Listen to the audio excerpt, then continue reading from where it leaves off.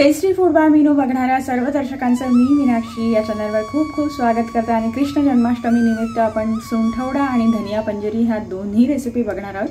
तर चला सुरुवात करूया।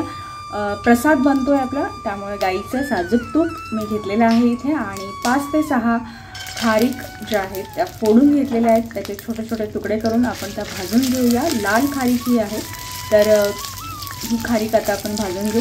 तुमच्याकडे पिवळी खारीक असेल तरीही काही हरकत नाही। खारीक व्यवस्थित छान भाजून घ्यायची आहे, म्हणजे आपल्याला त्याच्यात जो ओलावा असतो तो थोडासा काढायचा आहे, जेणेकरून बारीक व्हायला आपल्याला छान मदत होईल।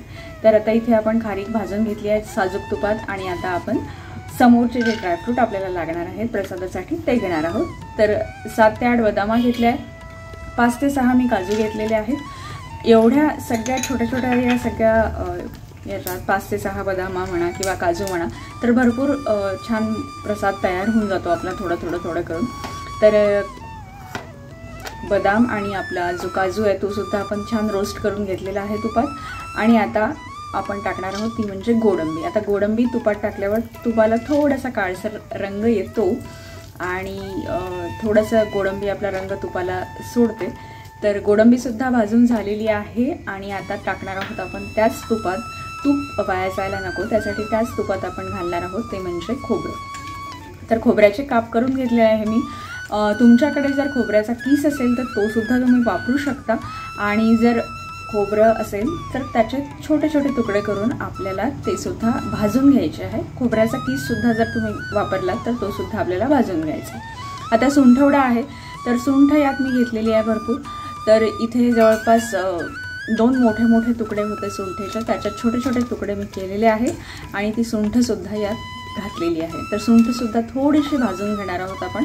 सगळं जे आपण साहित्य यात घेणार आहोत ते थोडंसं भाजून घेणार आहोत। आणि आता सुंठ आणि आपलं खोबरं हे दोन्ही भाजून झालेले आहेत, थोडंसं लालसर झालेलं आहे खोबरं आणि आता आपण काढून घेणार आहोत। आता सुंठवड्यात टाकणार आहोत ते म्हणजे 10 ते 12 मिरे घेतले आहे मी, 3 इथे घेतले आहेत त्या म्हणजे इलायची, छोटासा तुकडा मी घेतलेला आहे तो म्हणजे जायफळाचा, आणि 2 छोटे तुकडे घेतले आहेत ती म्हणजे कलमी। आणि आता पुन्हा हे सगळं एकत्रितपणे आपण भाजून घेणार आहोत आणि त्यानंतर आपण हे काढून घेऊया।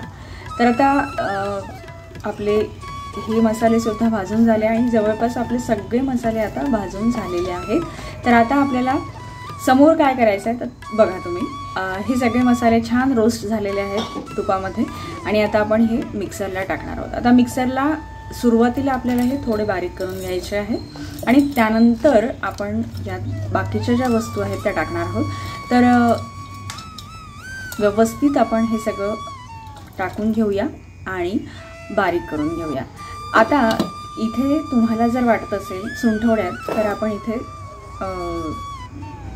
साखर सुद्धा घालू शकता किंवा खडीसाखर सुद्धा घालू शकता। तर प्रसादाचा आपण बनवतोय त्यामुळे मी इथे खडीसाखरचा वापर केलेला आहे आणि खडीसाखर थोडीशी बारीक करून घेतलेली आहे। आणि तुम्ही बघू शकता हा जो सुंठवडा आहे आपला तो आपण तयार करून घेतलेला आहे। तर या सुंठवड्यात तुम्ही डिंक सुद्धा तळून घालू शकता। बरेच जण प्रसादात घालतात किंवा बरेच जण घालत नाही, त्यामुळे तो भाग आपण तिथे स्किप केलेला आहे। आणि आता धनिया पंजेरीला सुरुवात करतोय आपण। तर धनिया पंजेरी करताना तीच कढई मी घेतलेली आहे आणि त्यात तूप होतंच ऑलरेडी थोडंसं। तर आता आपण 1 वाटी मखाणे घेतले आहेत, ते छान रोस्ट करून घेऊया। मखाणे छान कुरकुरीत होईपर्यंत आपल्याला छान भाजायचे आहे आणि त्यानंतर आता आपण यात घालणार आहोत ते म्हणजे बाकीचे ड्रायफ्रूट्स। तर आता आपण सुरुवातीला धणे भाजून घेऊया। तूप थोडं आणखीन घातलं आहे मी आणि त्यात आपण धणे छान रोस्ट करून घेऊया। धणे व्यवस्थित भाजणं हे खूप गरजेचं आहे, नाहीतर बरेच जण धणे भाजून घेतल्यावर सुद्धा पावडर केल्यावर सुद्धा पावडरसुद्धा भाजतात। तर इथे आपण धणेच खूप छान व्यवस्थित रोस्ट केले तर पावडर भाजण्याची आपल्याला गरज राहत नाही। तर व्यवस्थित धणे भाजून घ्यायचे आहेत आपल्याला, छान रंग बदल त्याचा होईपर्यंत।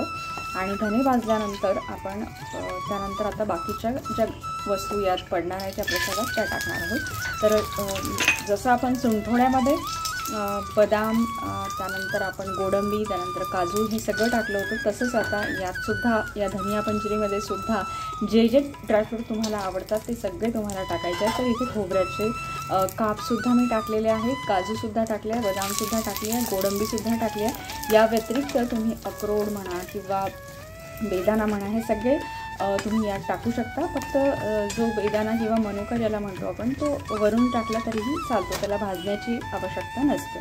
तर आता इथे हे सगळे रोस्ट झालेले आहेत आपले आणि आता आपण हे काढून घेतो आहे आणि काढल्यानंतर यात आपण पुन्हा तूप घालणार आहोत आणि त्यानंतर मघाच्या प्रसादात जी आपली कमी राहिलेली आहे ती म्हणजे डिंक आपण भाजून तेलात तळून घेतलेला नाही आहे तुपात।